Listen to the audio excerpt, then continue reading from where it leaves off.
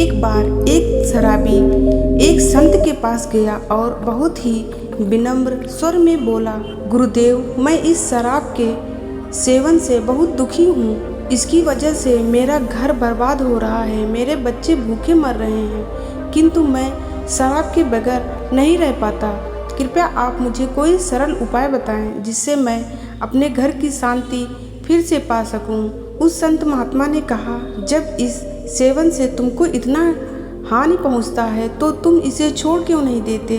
उस व्यक्ति ने बोला, मैं शराब को छोड़ना तो चाहता हूँ गुरुदेव, पर यही मेरे खून में इस कदर समा गई है कि मुझे छोड़ने का नाम ही नहीं ले रही है। गुरुदेव ने हंसते हुए कहा, कल तुम फिर आना, मैं तुम्हें बता दूंगा कि शराब कैसे छोड़नी है। दूसरे दिन निश्चित समय पर वह व्यक्ति महात्मा के पास गया। उसे देख महात्मा झट से खड़े हुए और एक खंभे को कसकर पकड़ लिया। जब उस व्यक्ति ने महात्मा को इस दशा में देखा तो कुछ समय तो वह मौन खड़ा रहा, पर जब काफ़ी देर बाद भी महात्मा जी ने खंभे को नहीं छोड़ा तो उससे रहा नहीं गया और वह पूछ बैठा कि गुरुदेव, आपने व्यर्थ इस खंभे को क्यों पकड़ रखा है। महात्मा बोले, वत्स, मैंने इस खंभे को नहीं पकड़ा है, यह खंभा मेरे शरीर को पकड़े हुए है।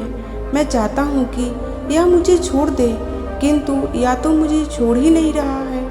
उस व्यक्ति को बड़ा आश्चर्य हुआ और वह बोला, गुरुदेव, मैं शराब जरूर पीता हूँ, मगर इतना भी मूर्ख नहीं हूँ कि आपने ही जानबूझकर इस खंभे को कसकर पकड़ रखा है।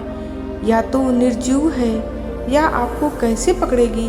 यदि आप दृढ़ संकल्प कर लें तो इसी वक्त इसको छोड़ सकते हैं। महात्मा बोले, नादान मनुष्य, यही बात तो मैं तुम्हें समझाना चाहता हूँ कि जिस तरह मुझे खंभे ने नहीं बल्कि मैंने खंभे को पकड़ रखा है, उसी तरह इस शराब ने तुम्हें नहीं पकड़ा है, बल्कि सच तो यह है कि तुमने ही शराब को पकड़ रखा है। तुम कह रहे थे कि यह शराब मुझे नहीं छोड़ रही है, जबकि सच यह है कि तुम अपने मन में यह दृढ़ निश्चय कर लिए हो कि मैं इसके बिना नहीं जी पाऊंगा।